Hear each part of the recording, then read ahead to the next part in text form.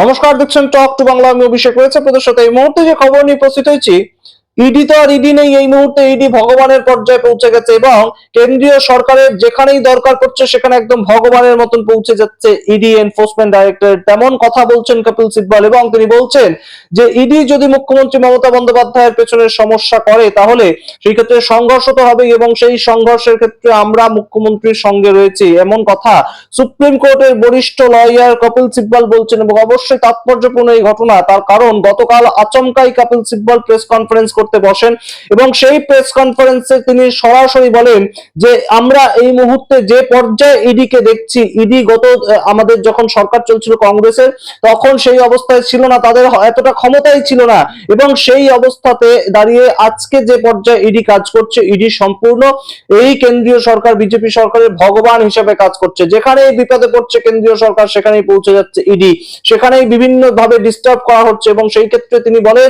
যে আমরা সম্পূর্ণভাবে মুখ্যমন্ত্রী মমতা বন্দ্যোপাধ্যায়ের সঙ্গে রয়েছি এবং তার সঙ্গে গুরুতরভাবে তিনি আইনের বিষয়টা তুলে ধরেন। আইনের বিষয়টা কেন তুলে ধরেন তিনি বলেন যে একটা কয়লা কেলেঙ্কারিতে ইডি আমরা ধরে নিলাম যে একদম তদন্ত করতে এসেছে, আইপ্যাকের অফিসে কয়লা কেলেঙ্কারি নিয়ে তারা তদন্ত করতে এসেছে।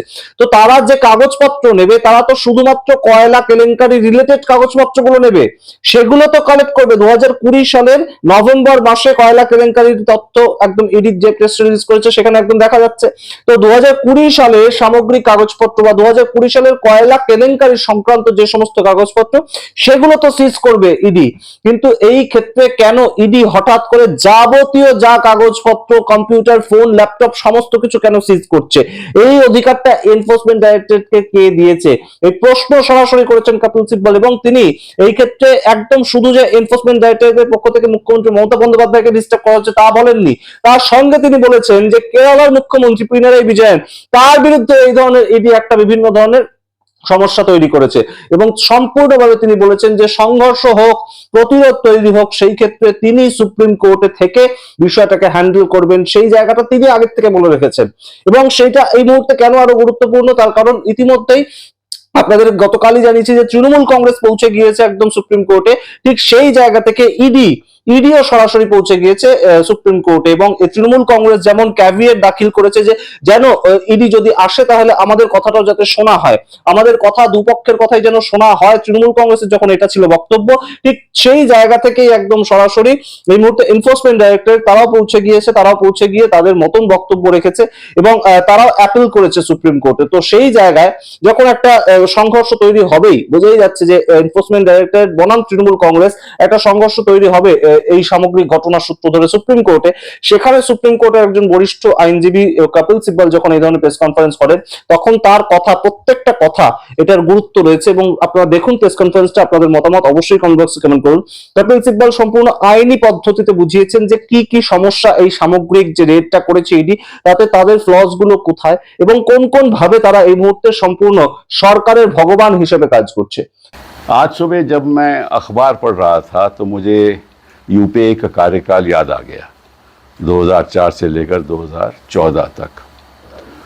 और जो खबरें आज के दिन अखबारों में चल रही हैं वो दृश्य तो हमने उन 10 सालों में देखा नहीं, क्योंकि हमने ईडी को ऐसी खुली छूट दी नहीं थी और हमने अपनी कूटनीति और अपनी जो विदेश की नीति है उसके प्रति हमने कई काम किए और हमें गलत तथ्य लेकर हमने किसी पॉलिटिकल पार्टी को, किसी लीडर को प्रोसिक्यूट नहीं किया। तो शुरुआत करते हैं पश्चिम बंगाल से। शायद आपको मालूम नहीं कि जब ये कानून पारित हुआ था, एनफोर्समेंट डायरेक्टरेट का गठन हुआ था, तो हमें यह नहीं मालूम था कि एनफोर्समेंट डायरेक्टरेट एक ओमनी प्रेजेंट प्रोसिक्यूटिंग एजेंसी है जो हिंदुस्तान में कहीं भी जा सकती है, कभी भी जा सकती है।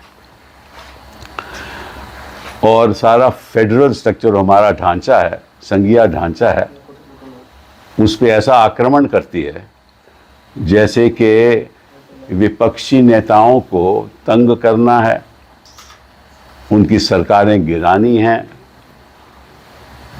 वाजिब हो नहीं वाजिब हो कोई फर्क नहीं पड़ता। और कानून, और ये तो विजय मदन लाल चौधरी की देन है, जिसके ऊपर आज तक सुप्रीम कोर्ट ने कोई फैसला नहीं दिया, हालांकि 2 रिव्यू पिटीशन पेंडिंग है। अब हो क्या रहा है कि किसी जगह भी कोई एफआईआर हो जाए, फर्स्ट इंफॉर्मेशन रिपोर्ट हो जाए, तो वहाँ ईडी पहुँच जाती है, क्योंकि वो समझती हैं कि जहाँ आरोप हुआ है वहाँ हमें हक है तफ्तीश करने का।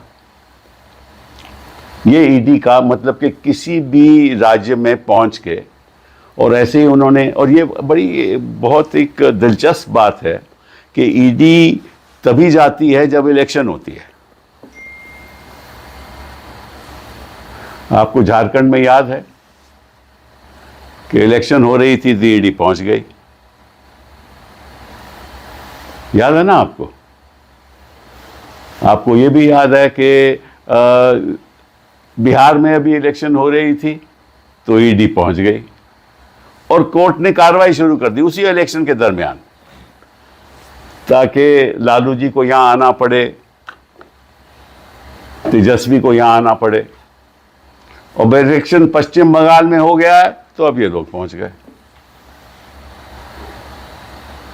ना। तो मैं आपको, क्योंकि मैं तो वकील रहा हूं इस मामले में, तो ये जो कोल स्कैम की बात करते हैं, ये तो कई वर्षों से चल रहा है, ये आज की बात थोड़ी ना है। इसमें तो एक पश्चिम बंगाल द्वारा एक डिस्प्यूट खड़ी की गई between the state and the centre, में राज्य और केंद्र सरकार के बीच एक डिस्प्यूट चल रहा है, वो सूट चल रहा है, उसमें भी ये आरोप है। तो इतने सालों से चल रहा है, तो इन लोगों को अभी याद आया कि भाई इलेक्शन हो रहा है, अभी जब छापा मारना है, अभी याद आया इनको। इतने साल क्या कर रहे थे? 2 साल पहले, 3 साल पहले, 4 साल पहले क्या कर रहे थे? अभी इलेक्शन के दरमियान इनको याद आया कि भाई अभी जरा जरूरी है, सच हमें दस्तावेज लेने हैं। ये अपने आप में एक दिलचस्प कहानी है, रोचक कहानी है। इसे साफ जाहिर है कि क्यों जाना चाहते हैं, कैसे जाना चाहते हैं, किस तरह से उथल पुथल मचाकर कुछ और भी शायद करना चाहते हो, हमें नहीं मालूम। इनका रवैया, इनकी सोच, इनकी मंशा, वो तो साफ जाहिर है कि किसी तरीके से पश्चिम बंगाल में जहां ये जीत नहीं सकते, वहां किसी तरीके से भी ममता को और टीएमसी को तंग करो, ये तो साफ जाहिर है। मैं एक और सवाल पूछना चाहता हूं आपके द्वारा, वो ईडी से पूछना चाहता हूं कि चलिए आपने कहा कि यहां कोल स्कैम का कोई कागज होंगे, कोई दस्तावेज होंगे, मान लिया, चलिए, तो फिर आपको सारी फाइलें तो नहीं आप ले जा सकते, फिर आप उसी फाइल को ले जाओगे ना जहां कोल स्कैम की बात हो। तो ये किसको हक है कि आप कहीं पहुंच जाओ और सारी फाइलें उठा लो? ये तो कोई हक नहीं ना किसी को बनता, किसी भी प्रोसिक्यूटिंग एजेंसी से हक नहीं बनता ना। कोई आपके घर में आए और ये तफ्तीश करने आए कि साहब ऐसे आपके यहां सुना है कि कैश है, मान ले, एक उदाहरण के तौर पे कहता हूं, तो कैश के अलावा वो सारी फाइलें ले जाएं, कंप्यूटर ले जाएं, ये तो हक नहीं बनता ना। वो तो कैश को ही देखेंगे ना, और कैश मिलेगा तो ले जाएं, पर वो कंप्यूटर भी ले जाएंगे, आपकी रिटर्न्स भी ले जाएंगे, फिर आपसे सवाल पूछने लगेंगे। आप कैश ना मिला ना तो जो भी मिलेगा उस पर सवाल शुरू हो जाएगा, उस पर तफ्तीश शुरू हो जाएगी। मतलब कि एक ईडी ऐसा एक ओमनी प्रेजेंट, हाँ, जैसे भगवान होता है ना, भगवान हर जगह मौजूद होता है, तो ईडी इस सरकार का भगवान है, जब चाहें कहीं भी जा सकता है, हर जगह मौजूद है और कुछ भी कर सकता है। सीबीआई भी वैसा ही है, तो इसमें कोई अंतर नहीं है। अगर सीबीआई पहुंचती है पश्चिम बंगाल, वही नजरिया है, तो चाहे आईईडी हो चाहे सीबीआई हो, बात तो वही है। अब दूसरी बात आ गई कि आपने ये सर्च की, कहाँ की? आईपैक। अब सभी जानते हैं कि आईपैक तो उनके जो सारा जो इलेक्शन है संभाल रही है, सब जानते हैं, लिखित रूप में इनको सभी को मालूम है। तो आईपैक जाने के लिए पीछे वजह क्या थी? कोल स्कैम। तो अगर कोल स्कैम वजह थी तो कौन से आपने दस्तावेज लिए? अब तो ये पूछ सकते थे ना वहां जाकर के, हमें बताइए कहां आपके दस्तावेज है, और अगर कोल स्कैम की वो बात है तो हमें बताइए, दिखा दीजिए। लेकिन आप फाइलें तो नहीं उठा सकते। और ये गलती सुप्रीम कोर्ट की है, क्योंकि आज तक उन्होंने ये कानून को इस बारीकी से देखा ही नहीं। और विजय मदन लाल चौधरी की जजमेंट है, उसके प्रति जो 2 रिव्यू पिटिशन पेंडिंग है, जहां कई ऐसे सवाल उठ रहे हैं और हमने उठाए हैं, उसका आज तक फैसला नहीं हुआ। हालांकि 2 बार हियरिंग हो चुकी और जन होता रहा। तो अगर कानून का और कानून की बारीकियों का फैसला नहीं होगा और ये भगवान का हक इस सरकार को दिया जाएगा, तो निश्चित रूप से उधम तो होगा ही। लोग तो अपना बचाव करेंगे ना। अगर घर में आकर कोई घुसकर आपको मारना चाहता है तो आप डिफेंड करोगे ना भैया, कि आप ये गलत कर रहे हो। हम तो ममता के साथ हैं, हम तो इस सरकार के खिलाफ हैं। हम ये जो चल रहा है ना, हम बिल्कुल खिलाफ हैं, क्योंकि हमारा संघीय ढांचा खत्म हो जाएगा। इन्होंने केरला चीफ मिनिस्टर के खिलाफ शुरू कर दिया है, हमें मालूम है, वो कोर्ट में भी चल रहा है। Kerala chief minister, that matter is also pending in court. They've started all that also.